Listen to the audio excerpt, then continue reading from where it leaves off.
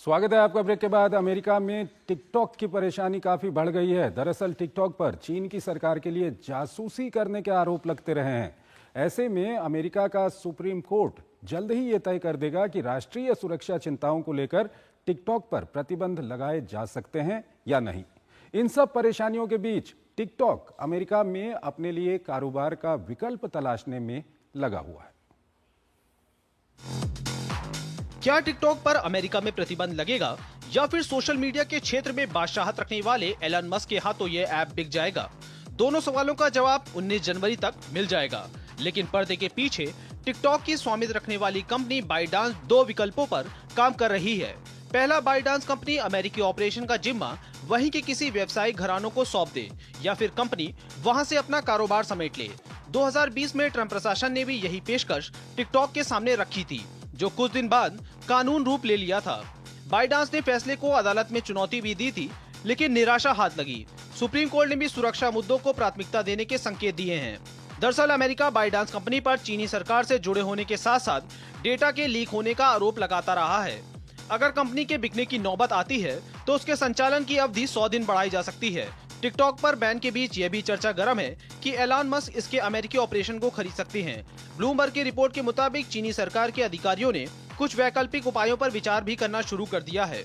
दूसरी तरफ TikTok US के लिए एक और रास्ता यह भी हो सकता है कि वे अपने यूजर्स को दूसरे ऐप में ट्रांसफर कर दे, लेकिन इसके प्रभाव पर अभी तक कोई स्पष्टता नहीं है। हालांकि अनिश्चितताओं की वजह से बाइडांस की दूसरी कंपनी लेमनेड पर अमेरिकी यूजर्स की बाढ़ आ गई है। एप्पल के अमेरिकी ऐप स्टोर में यह दूसरी सबसे ज्यादा डाउनलोड होने वाली ऐप बन गई है। सुप्रीम कोर्ट जल्दी यह तय करेगा कि राष्ट्रीय सुरक्षा चिंताओं को लेकर टिकटॉक पर प्रतिबंध लगाया जाए या नहीं।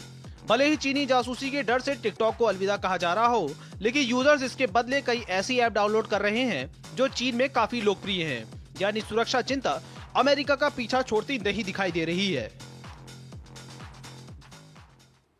अतुल अनेजा हमारे साथ जुड़े हुए हैं, विदेशी मामलों के जानकार हैं, उनसे हम बातचीत करेंगे। अतुल जी, ये अमेरिका में टिकटॉक के लिए परेशानी क्यों खड़ी हुई है? टिकटॉक को इतना असुरक्षित क्यों माना जा रहा है? न सिर्फ अमेरिका में बल्कि दुनिया के कई देशों में हमने देखा कि टिकटॉक के खिलाफ एक तरह की मुहिम चल रही है। चंद्रशेखर जी, इसके दो कारण हैं।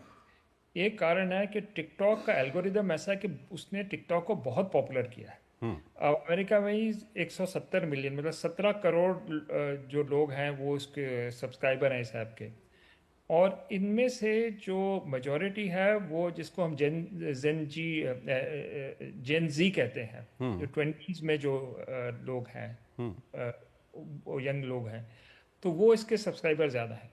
तो प्रॉब्लम पॉपुलैरिटी के साथ साथ दूसरी बात यह है कि वो डेटा की है कि इतना सारा डेटा कहाँ जा रहा है। ये आरोप ये है कि हालांकि बाइटडांस जो उसकी पेरेंट कंपनी है टिकटॉक की, वो एक प्राइवेट कंपनी कहा जा रहा है, लेकिन आशंका ये है कि ये डेटा जो है चाइनीज़ इंटेलिजेंस के साथ शेयर किया जा रहा है।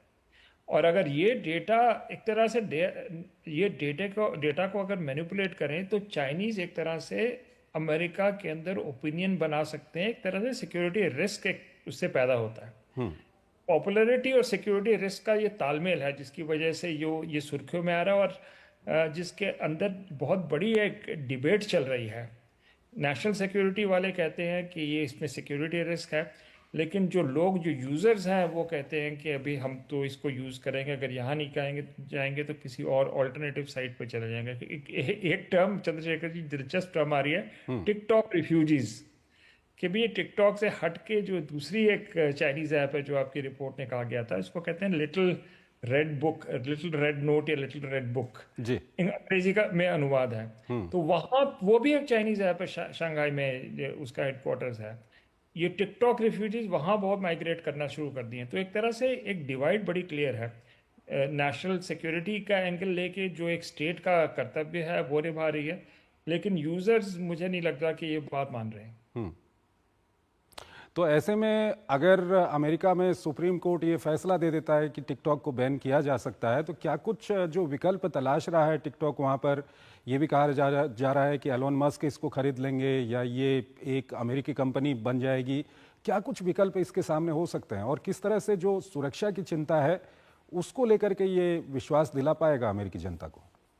देखिए विकल्प एक तो है कि इसका कोई ये जो अमेरिकन एसेट्स हैं, ये एक अमेरिकन कंपनी खरीद ले, एलन मस्क का नाम इस पे आ रहा है, तो एक तो ये विकल्प आता है।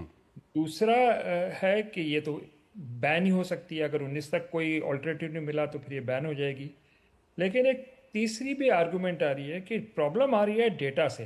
तो अगर वो डेटा लोकलाइजेशन हो जाए, यानी कि ये जो डेटा जनरेट कर रहे हैं यूएस यूजर्स वो अमेरिका के अंदर ही रहे और चाइना ना जाए, तब एक तरह से एक ऑल्टरनेटिव बन सकता है। लेकिन उसके काउंटर आर्गुमेंट ये आ रही है कि बहुत मुश्किल होगा इस तरह से डेटा को कंट्रोल करना, उसके आउटफ्लो को। तो यही कुछ है। लेकिन इसमें एक चौथी बात जो चंद्रशेखर जी दिलचस्प है, वो जो डोनाल्ड ट्रंप का रवैया है। अब इतनी पॉपुलर साइट है जिसके अंदर जो जिसका फ़ायदा जो है पॉलिटिशियंस बिल्कुल उसको उठा सकते हैं। तो डोनाल्ड ट्रंप ने कहा है कि आप इमीडिएटली, ये सुप्रीम कोर्ट को एक तरह से कहा गया है कि आप इमीडिएटली इसको बंद मत करें 19 तारीख को, और हमें टाइम दें, यानी कि ट्रंप एडमिनिस्ट्रेशन को टाइम दे कि वो नए सिरे से इसको देख के कोई समाधान निकाल सके। तो अभी डिबेट ये जारी है, लेकिन ये it is coming to head, मतलब हमें ज़्यादा टाइम नहीं है हमारे पास। 19 तारीख तक इधर या उधर आर्या पार हो जाएगी ये स्थिति। ठीक है अतुल जी, अब देखना होगा कि क्या कुछ टिकटॉक का भविष्य होता है। बहुत बहुत शुक्रिया आपका, इन दोनों विषयों पर आपने काफ़ी महत्वपूर्ण जानकारियां हमारे दर्शकों के साथ साझा की, अपना विश्लेषण हमारे दर्शकों के सामने रखा। बहुत बहुत आपका शुक्रिया। और आइए अब अगली महत्वपूर्ण खबर की ओर आपको लिए चल